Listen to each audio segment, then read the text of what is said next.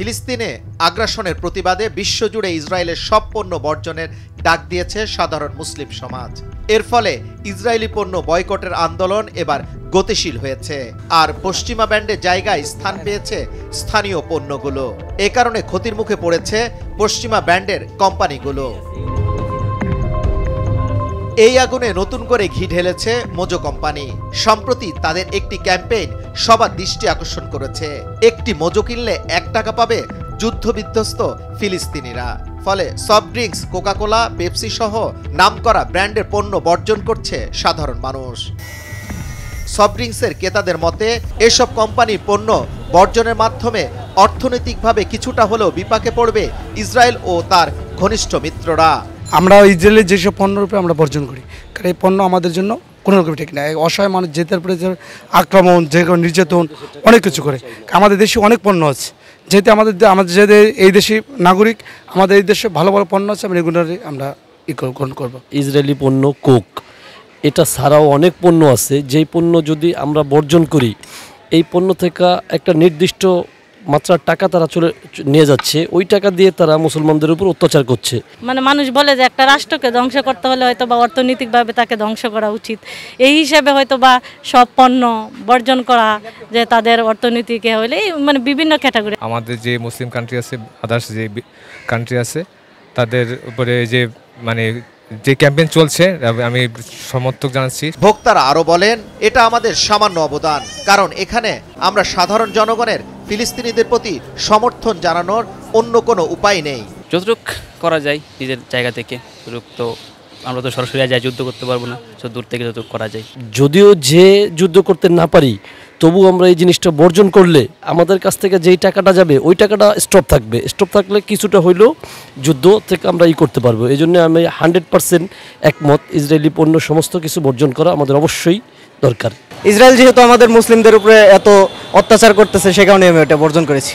যেভাবে ইরান দাঁড়াইছে, রুখে দাঁড়াক, এটাতেই তো তাদেরকে আপনি নিঃস্ব করতে পারবেন না। এখানে চলবে না, আর এক দেশ তাদেরকে সাপোর্ট দিচ্ছে, আমাদের কি?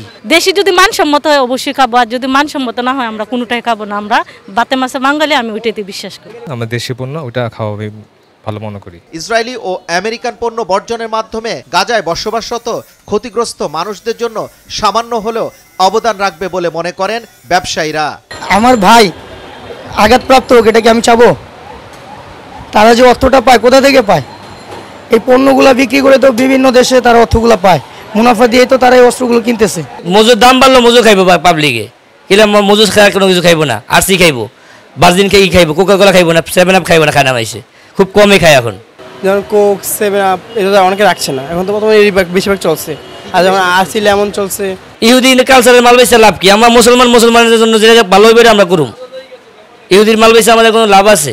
ইসরায়েলে পুরো হামলা করতেছে মুসলমানের উপরে। এখন মানুষের মুসলমান, আমি কি চামু আমার ভাই বাদার মারুক, আমি অড্ডা খাই আর উপরে উঠামু? চামু কখনো? আমি চামু না। আমি তো খাইলে মজু খামু, আমি তো কোক 7 আপ খামু না, কোক খামু না। রাজধানীর দোকানগুলোতে ইসরায়েলি পণ্যের পরিবর্তে ক্রেতারা এখন বিকল্প ব্র্যান্ডের পণ্য খুঁজছে। ইসরায়েল আমেরিকার পণ্যের চাহিদা আগের তুলনায় কয়েক গুণ কমে গেছে, আর এই সুযোগে দেশি পণ্যের বাণিজ্য এখন রমরমা বলে জানান ব্যবসায়ীরা। এখন মজুক, লেমন, দেখা যায় ফ্রেশ কোলা আছে, এগুলো বিক্রি করতেছি। দেশি যে প্রোডাক্টগুলো আছে, এগুলোর দাম কি বাড়ছে?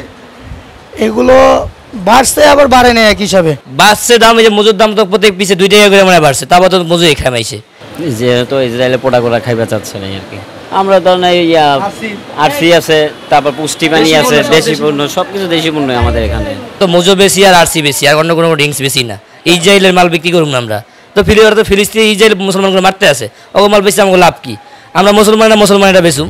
গাজায় বছরের পর বছর ধরে ইসরায়েলি আগ্রাসন ও নির্বিচারে মানুষ হত্যার প্রতিবাদে বিশ্বজুড়ে কোকাকোলা, পেপসি, নেসলে সহ নামকরা ব্র্যান্ডের পণ্য বর্জন করছেন মুসলমানরা। আর পণ্য বর্জনের মাধ্যমে অর্থনৈতিকভাবে কিছুটা হলেও বিপাকে পড়বে ইসরায়েল ও তার ঘনিষ্ঠ মিত্ররা, এমনটি মনে করেন সাধারণ মানুষ। যুবরাজ ফয়সাল, ভোরের কাগজ, ঢাকা।